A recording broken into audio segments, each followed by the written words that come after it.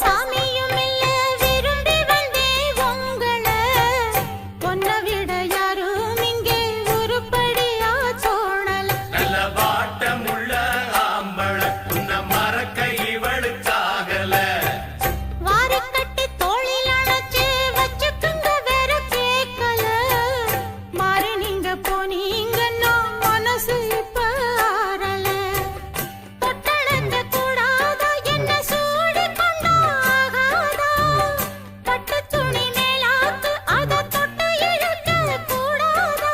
உள்ளதையெல்லாம் சொல்லி முடிச்சேன் நல்ல முடிவு சொல்லுங்க மச்சான் இன்னமும் சொல்லணுமா என்ன